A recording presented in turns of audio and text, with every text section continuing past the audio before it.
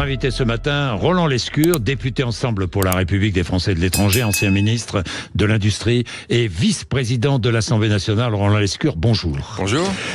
Avant de parler du budget, c'est le sujet du moment, je voudrais vous parler de l'Assemblée nationale. Est-ce que le RN doit obtenir une vice-présidence de l'Assemblée nationale, notamment la vice-présidence poste vacant après qu'Annie Genevard soit devenue ministre? Écoutez, les députés se prononceront. Moi, ce que j'ai dit et ce que je vous redis aujourd'hui, c'est que je ne voterai ni pour un candidat du Rassemblement national, ni pour un candidat de la France insoumise. Je considère que ils sont effectivement en dehors de ce qu'on appelle l'arc républicain, et au fond, tout ça, c'est de la sémantique, mais surtout que... Oui. Ils sont là, ils sont légitimes. Je ne remets en aucun cas la légitimité des députés qui sont élus par des millions de Français. Mais je n'ai pas à voter pour des gens avec lesquels je suis en profond désaccord. Moi, je vote pour des gens dont je considère que sur un certain nombre de valeurs, je peux me retrouver, même si on n'est pas d'accord sur tout. J'ai eu un échange assez musclé hier avec Bruno Retailleau sur l'immigration. Ça n'empêche que pour moi, c'était un républicain et ministre de la République. Et voilà, il a été président de groupe au Sénat, et très bien. Il y a des gens pour lesquels je ne vote pas parce que je suis en profond désaccord sur le plan des valeurs avec eux, et les députés doivent se... Mais ça vous choquerait que le RN ait une vice-présidence à l'Assemblée nationale? Non, c'est pas... Je veux dire, Sébastien Chenu a été vice-président. Oui, il a été vice-président, c'est pour ça que je vous pose la question. Je n'avais pas voté pour lui il y a 2 ans, et je ne voterai pas pour lui s'il se représente aujourd'hui ou demain. Bien. Parlons de votre groupe, Ensemble pour la République. Nouveau départ du groupe, celui de Stella Dupont, qui rejoint Sacha Houlié. 4e départ en 1 mois. Désaccord avec la ligne droitière du gouvernement et avec la ligne du groupe sur la justice fiscale. Qu'en pensez-vous? D'abord, je le regrette. Moi, je suis convaincu, et je lui ai dit d'ailleurs, je lui ai écrit à Stella hier soir pour lui dire que je regrettais son départ, qu'on est toujours plus influent de l'intérieur qu'à l'extérieur. Elle va être non inscrite, elle va avoir très peu de temps de parole, elle ne viendra plus aux réunions de groupe. Elle était ce qu'on appelle apparentée, c'est-à-dire qu'elle était de toute façon à la marge. Elle a toujours été un peu, Stella, elle a toujours été plus à gauche que tout le monde. Moi, je considère qu'on a un groupe divers, un groupe disparate. Vous parlez de la justice sociale et fiscale, par exemple. Moi, je préfère porter mes convictions au sein du groupe, pour, je l'espère, emporter la majorité, au fond, emporter une position de groupe, plutôt que de prêcher seul et souvent un peu dans le désert. Donc, mais elle parle d'ambiguïté entretenue par Michel Barnier avec le RN. Est-ce que vous êtes d'accord avec elle? Est-ce qu'à vos yeux, il y a une ambiguïté entretenue par Michel Barnier avec le Rassemblement national? Moi, j'ai... Tout de suite après la nomination de Michel Barnier, et ça n'a rien de personnel, je considère que Michel Barnier est un homme d'État, c'est un grand négociateur, c'est un pro-européen, donc il n'y a rien de personnel. Mais dès le début, j'ai considéré que l'équation politique n'était pas la bonne. Et qu'effectivement, Michel Barnier et son gouvernement devraient, pour, je dirais, survivre, s'assurer que la gauche et l'extrême droite ne votent pas ensemble une motion de censure. Donc il y a une certaine forme de dépendance vis-à-vis de ces 2 groupes qui ne sont pas les nôtres, qui, moi, me gênait. Mais est-ce qu'il y a une ambiguïté? La dépendance, c'est une chose. Il y a une dépendance au RN, évidemment. Mais est-ce qu'il y a, de la part de Michel Barnier, une ambiguïté? Alors, de la part de Michel Barnier, j'allais dire, je ne pense pas, virgule. Même si j'ai bien noté que lors de la discussion de politique générale, les pics qui ont été très largement commentés s'adressaient plutôt à d'autres qu'à Marine Le Pen elle-même. Aucune pique à l'égard de Marine Le Pen et du RN. Mais je l'ai noté. Et que dans sa réponse à la déclaration de politique générale, on peut dire que Marine Le Pen, même si elle s'inscrit dans l'opposition, était dans une certaine forme la connaissance de bienveillance. Mais en fait, moi, je jugerais sur les actes. On parlait de Bruno Retailleau tout à l'heure. Il s'est beaucoup exprimé depuis 2 semaines. Moi, c'est sur les actes que je jugerai, et notamment sur ce qui m'est cher, moi, l'immigration économique. Vous l'avez dit, j'étais ministre de l'Industrie. Dans les 10 ans qui viennent, on va avoir besoin d'1 million de jobs dans l'industrie. Il y aura une partie de ces jobs qui viendront de l'extérieur. 100 000, 200 000. Il va falloir les chercher, il va falloir les former. Est-ce qu'on ferme les portes à toutes les immigrations, ou est-ce qu'on reconnaît qu'il y a aujourd'hui une face sombre de l'immigration, qui est l'immigration illégale, sur laquelle il faut être extrêmement ferme, notamment sur les passeurs? Au fond, les premières victimes de l'immigration illégale sont sans doute les immigrés eux-mêmes. Mais une face lumineuse, qui sont qu'aujourd'hui, on a plus de 7 millions d'immigrés qui travaillent en France, qui payent leurs impôts, qui payent leurs cotisations sociales, qui s'occupent de nos aînés. Et ça, il faut le reconnaître. Il faut arrêter de tout simplifier. Est-ce que Bruno Retailleau a eu tort de dire que l'immigration n'était pas une chance pour la France? Moi, j'ai été élu par 250 000 Français qui vivent en Amérique du Nord. Au total, ils sont 800 000. Ils ont tous été extrêmement chauds. Ils sont tous immigrés. Tous. Bien sûr. Et ils considèrent tous que ça a été une chance pour eux de partir et qui contribuent à faire rayonner la France à l'étranger et à faire fonctionner les États-Unis ou le Canada où ils vivent. Et évidemment, pour les plus de 7 millions d'immigrés qui vivent en France, comme vous et moi, qui font vivre nos EHPAD, qui s'occupent de nos aînés, qui nettoient nos bureaux, y compris celui de Monsieur Retailleau, c'est des gens dont on a besoin et on est content qu'ils soient là. Alors, donc l'immigration est une chance pour la France? Je me souviens de ce que le candidat Emmanuel Macron avait dit en 2016, et je pense que l'expression de Bruno Retailleau, d'ailleurs, lui répond. Il avait dit, l'immigration peut être une chance. Et en fait, il faut qu'elle le soit. Donc, on n'est pas aveugle. On est évidemment conscient qu'il y a des défis énormes autour de l'immigration illégale, qu'on doit traiter en européen. Et Gérald Darmanin avait commencé à le faire, évidemment. Elisabeth Borne, dans la loi immigration, plus ferme que dans le passé. Les fameuses OQTF, qui sont pas des sujets très simples à régler, mais pour lesquels il faut renforcer les liens avec l'Algérie, le Maroc, la Tunisie et d'autres, pour qu'on puisse renvoyer chez eux ceux qui n'ont pas vocation à être chez nous. Mais attention, l'immigration, c'est un sujet trop sérieux pour être laissé aux populistes et aux simplistes. L'immigration, c'est un sujet compliqué qu'il faut traiter avec... Donc, propos simplistes de Bruno Retailleau. Mais bien sûr, l'immigration n'est pas une chance, l'état de droit n'est pas intangible, tout ça. Mais ce sont des propos simplistes. Non, mais c'est un... Ce sont les propos du Rassemblement National. Ce sont surtout les propos de quelqu'un qui a été parlementaire pendant 15 ans et qui n'a jamais été ministre. Maintenant, il est ministre. Moi, j'ai été ministre pendant 2 ans et demi. Donc il faut qu'il change de discours. Non, c'est pas ça. C'est que quand vous êtes ministre, c'est pas les mots qui comptent. C'est les actions et les résultats. Donc il a beaucoup parlé pendant 15 jours. On va maintenant voir ce qu'il va faire et les résultats qu'il a, à la fois sur l'immigration clandestine, plus facile à dire qu'à faire, et sur l'immigration économique. On en a besoin. On a besoin. Mais Roland Lescure, quand Michel Barnier appelle Marine Le Pen parce que son ministre de l'économie a dit quelque chose qui ne plaît pas à la patronne du RN, est-ce qu'il entretient une ambiguïté? Je vous pose franchement la question. Je suis pas sûr qu'il avait besoin d'appeler Marine Le Pen. Il aurait pu appeler son ministre. Oui. Il l'a sans doute fait pour lui dire ce que t'as dit, ça va pas, etc. Tu corriges. Mais hier, par exemple, et c'est sans doute une erreur de bonne foi, mais il y a 2 questions sur la Nouvelle-Calédonie. Une question au gouvernement. Oui, j'ai vu ça. Une question de mon collègue Nicolas Merzdorf, qui est impliqué sur ce sujet depuis longtemps, qui fait partie de Nouvelle-Calédonie, du socle majoritaire, puis une question de Monsieur Tjibaou, qui fait partie de l'opposition. Il laisse répondre son ministre des Dom-Tom à notre collègue, il répond lui-même à Monsieur Tjibaou. Bon. C'est un peu une erreur, faut le reconnaître. Je veux dire, ne pas traiter de la même manière un député qui est censé vous soutenir, un député qui s'oppose et qui va sans doute voter la motion de censure, c'est particulier. Il aurait pu appeler mon président de groupe, Monsieur Attal, pour lui dire, bon, écoute, là-dessus, j'ai commis une erreur, ça se reproduira pas, je vais revoir Monsieur Medver. Il l'a pas fait. Donc, je sais pas si c'est de l'ambiguïté, mais en tout cas, je pense qu'appeler Madame Le Pen pour s'excuser pour les propos de son ministre, c'était aller assez loin, et je suis pas sûr que c'était indispensable, effectivement. Donc ça nourrit une forme d'ambiguïté. Mais là encore, Lescure, je vais passer à autre chose. Maintenant, les actes vont compter. Mais effectivement, en début de mandat, les symboles comptent, puis ensuite, il y a un moment, les actes. Est-ce qu'on va être à propos de Gabriel Attal, il a été assez dur, finalement. Monsieur Attal, je serai très attentif à vos propositions d'économie supplémentaires pour faire face au déficit que j'ai trouvé en arrivant. Ça, c'était clair, hein? Oui, clair, puis vous avez creusé le déficit, et maintenant, c'est à moi de réparer, quoi. Là encore, d'abord, Gabriel Attal, il était Premier ministre depuis le 1er janvier, donc je ne veux pas rentrer dans la polémique, mais le budget, il l'avait voté, mais il n'en était pas le seul responsable. 2, surtout, il y a aujourd'hui une centaine de députés qui sont avec Gabriel Attal et qui sont prêts à soutenir ce gouvernement. Je suis pas sûr que la meilleure manière d'assurer le soutien de ces députés soit de mettre une petite gifle au président du groupe en passant. Là encore, les actes vont compter. On va parler du budget, j'imagine. Moi, il y a des choses que je suis prêt à soutenir et des choses que je ne suis pas prêt à soutenir.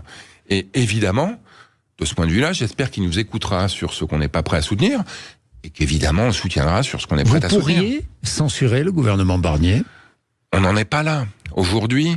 On n'en est pas là aujourd'hui. Non mais évidemment, je veux dire, bon, d'abord pas de censure a priori, ça serait ridicule. Je vois bien ceux qui partent de sabre au clair en disant, quel que soit, on peut pas dire que dans la déclaration politique générale... Sacha Houlié a dit qu'il ne voterait pas et qu'il voterait la censure. Oui, quand on écoute la déclaration de politique générale de Michel Barnier, je ne vois pas en quoi on peut raisonnablement dire qu'on va la censurer quoi qu'il arrive. Ensuite, il va y avoir un budget, il va y avoir des articles qui vont être votés ou pas votés.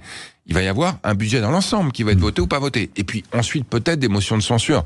Mais on n'en est pas là. Le vrai sujet aujourd'hui, c'est qu'on fait partie, ce qu'on appelle le socle majoritaire. On est prêt à soutenir ce gouvernement, mais pas à n'importe quel prix. Je l'ai dit avant même qu'il nomme son gouvernement. Je le redis aujourd'hui, on jugera sur pièce. La confiance n'est pas automatique. Alors, sur pièce, le projet de budget a été transmis au Haut Conseil des finances publiques. 60 milliards, il faut trouver 60 milliards. Alors 60 milliards, réduction de la dépense publique de 40 milliards, dont 20 milliards pour les ministères, et puis 20 milliards de hausses d'impôts. Les hausses d'impôts vont concerner les plus riches. Des précisions ont été données ce matin, 500 000 euros. Au-dessus de 500 000 euros de revenus, eh bien, ces plus riches paieront une contribution supplémentaire. Ça ne vous choque pas ? 75 000 ménages concernés. Hein. Non, ça me choque pas. Après, bon, il faut éviter de montrer des doigts les uns et les autres. Tout le monde contribue à la richesse nationale. Mais ce qui est vrai, c'est qu'aujourd'hui, du fait des nombreuses niches fiscales, de la complexité de l'impôt français, il y a un certain nombre de contribuables qui payent très peu d'impôts. 2-3% de leurs revenus, qui par ailleurs est très élevé. Donc qu'on puisse augmenter les impôts pour que tout le monde paye un impôt minimal. Je pense que David Amiel l'avait dit sur votre antenne il y a quelques jours. Moi, ça me choque pas, et ça, je suis prêt à le voter. Je suis plus gêné. C'est très simple, ma grille de lecture, ça va être très simple. Est-ce que ça contribue à l'emploi et à la croissance de manière à produire les recettes de demain qui nous permettront, in fine, de financer notre modèle social ou pas?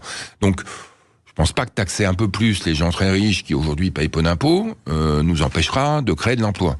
En revanche, quand vous parlez de l'impôt sur les sociétés, là, je suis très vigilant. Sur les très grandes sociétés, mais les très grandes sociétés. Ça veut dire quoi? Ça veut dire quoi, les très grandes sociétés? L'impôt sur les sociétés est à 25% aujourd'hui. Le gouvernement pourrait envisager de le passer. Je sais que vous avez contribué à cette baisse. Le gouvernement pourrait contribuer à le faire passer, pourrait avoir l'idée de le faire passer à 33 et plus de 33. 33,8. Dit-on, ou 33,5. Donc on a aujourd'hui... Qu'est-ce que c'est qu'une grande entreprise? C'est pas juste un grand méchant loup qui se balade en France pour essayer de payer moins d'impôts. C'est des millions d'emplois.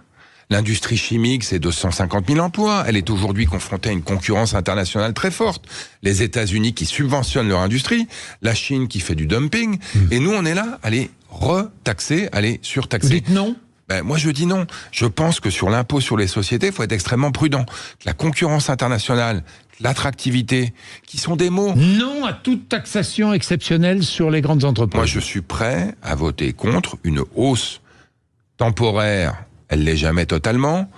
Limitée, on verra les niveaux. Mais si on parle de 33%, voire même au-delà, c'est-à-dire qu'on revient 7 ans en arrière. On gomme d'un revers de main tout ce qu'on a fait, qui fait que...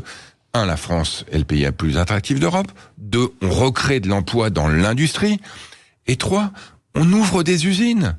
On ouvre des usines dans le Pas-de-Calais, Macron a dit oui. Il a dit oui. Il a dit oui, mais elle doit être limitée. C'est ce qu'il a dit à Berlin. Je l'ai entendu hier. Moi, là aussi, je vais juger sur pièce. Moi, je souhaite vraiment... Écoutez... Donc, s'il y a taxation exceptionnelle des grandes entreprises, vous votez non? Je voterai... je vais regarder l'article, mais très probablement contre une hausse de l'impôt sur les sociétés. On a besoin de compétitivité. Derrière, c'est des millions d'emplois. Et l'indexation des pensions de retraite décalée de 6 mois?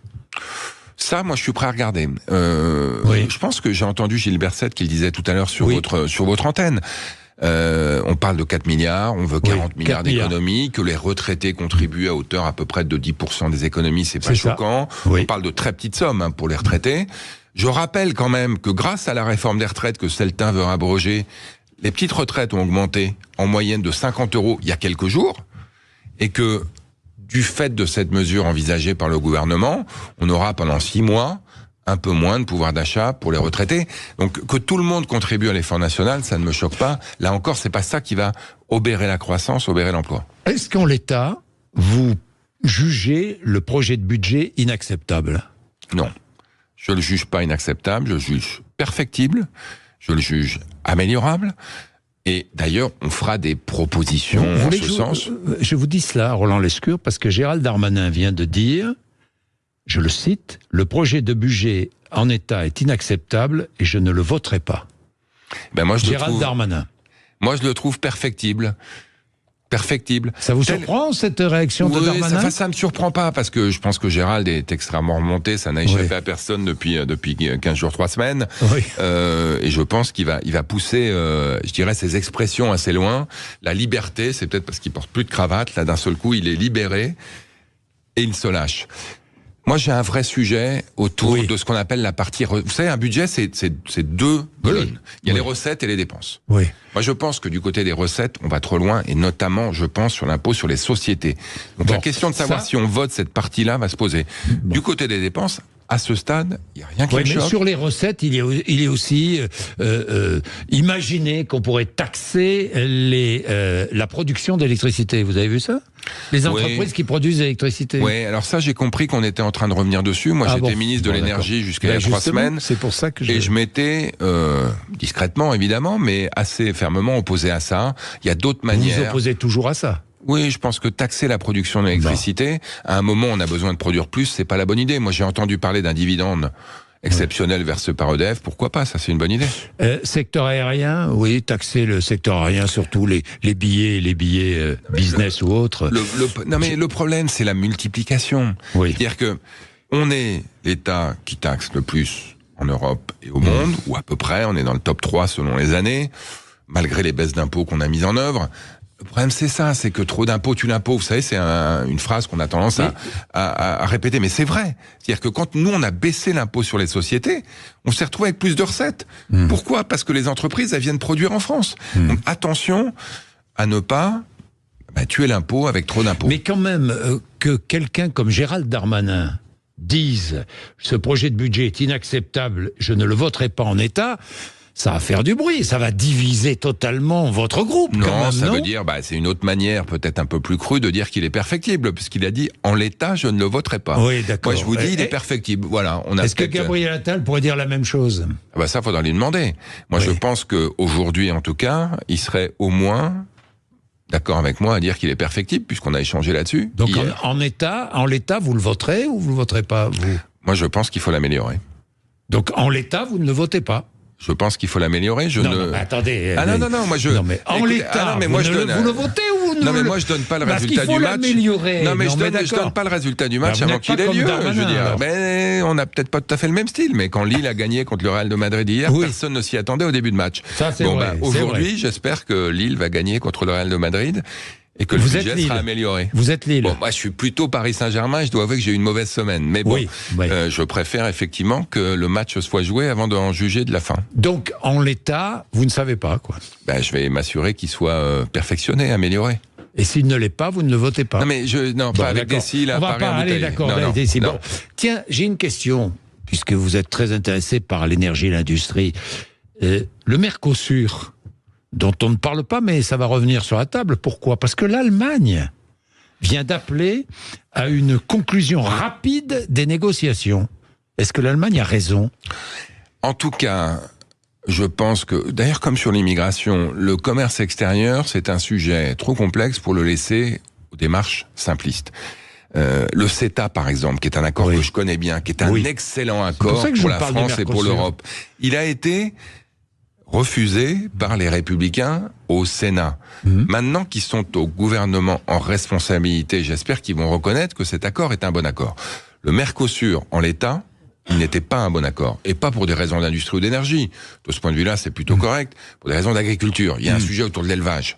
Donc, il faut l'améliorer, là encore, de ce point de vue-là. Je pense que la France poussera en ce sens. Mais c'est un peu comme le budget. En l'état, il n'est pas acceptable. On peut l'améliorer. Et moi, on peut signer. Moi, j'espère qu'on arrivera à signer des traités de libre-échange. Pourquoi? Parce que... Donc, vous espérez qu'on arrive à signer un traité avec le Mercosur. Mais qui, dans l'État, je le répète, n'est pas acceptable parce qu'il met en danger notre filière de l'élevage. Mais évidemment, je préférerais qu'on signe et qu'on s'inscrive dans le commerce international plutôt qu'on se replie. Mais le CETA, c'est un tellement bon exemple. On nous a fait craindre tout, le pire, la fin du monde. On a aujourd'hui du vin, des avions, du fromage, des PME qui exportent au Canada comme jamais auparavant. Toutes celles et ceux qui nous ont fait du populisme crasse sur le CETA se sont mis le doigt dans l'œil. Donc aujourd'hui, moi je crois à une France qui conquiert. Je crois à une France qui est capable de s'exporter vers le monde plutôt que de se replier. Et c'est ça la grande différence en fait entre moi et Madame Le Pen. C'est que moi je pense qu'on peut, en investissant, en faisant en sorte que notre industrie soit forte, être dans une France qui conquiert, qui ne se replie pas. Et ça, effectivement, c'est pas facile. Mais là encore, je préfère Lille, qui gagne contre le Real de Madrid, plutôt qu'une équipe qui n'irait pas jouer les matchs. J'ai une dernière question. Puisque vous êtes le représentant des Français d'Amérique du Nord, Roland Lescure, parlons d'Amérique du Nord. Le discours de Bruno Retailleau, lorsqu'il parle de l'état de droit, est comparé au discours de Donald Trump. Est-ce que, quelque part, Bruno Retailleau a employé des propos que Donald Trump aurait pu dire? Je pense que Donald Trump va largement plus loin dans l'outrance. En revanche, ce dont je suis sûr, je lui ai dit, Bruno Retailleau, il s'exprime très bien, extrêmement clairement. Donc quand il prononce des mots, c'est pas un hasard. C'est pas un hasard. Et quand il dit l'état de droit n'est pas intangible, moi ça me choque. Il a beau dire après qu'il voulait dire l'état du droit, j'ai un peu de doute. Donc je serai là aussi extrêmement vigilant. Vous savez, les valeurs, c'est non négociable. Parce que derrière ces valeurs se cache au fond notre liberté à tous et à toutes et notre capacité à vivre ensemble. Et ça, moi j'y suis extrêmement sensible. Donc c'est vrai que je serai très concentré sur les sujets économiques parce que c'est ceux que je connais. Je serai aussi très concentré sur le sujet des valeurs parce que c'est ceux qui me touchent, c'est ceux pour lesquels je me suis engagé en politique. Dans un mois, élection américaine, ça va donner quoi selon vous? D'après vous? Aujourd'hui, c'est difficile, non mais aujourd'hui c'est pile ou face. C'est pile ou face. Vous savez que ça va se jouer dans 4-5 États. Oui. Ça va se jouer à 50 000 voix. Ouais. C'est l'équivalent de la ville de Malakoff qui va décider de l'élection américaine. Aujourd'hui, Kamala Harris, monde. Exactement. Et ça, c'est lié en partie à leur système électoral et en partie, malheureusement, une Amérique qui est divisée en deux. Il ne faut pas que la France aille dans ce sens-là. Il faut qu'on arrive à rassembler parce que dès que vous coupez en deux et que vous élargissez comme ça les bords, on se retrouve dans des pays extrêmement fragmentés, extrêmement divisés, qui vont pas bien. Merci Roland Lescure d'être venu nous voir ce matin sur l'antenne de Sud Radio. Il est 8h58. Patrick Roger après les informations de 9h.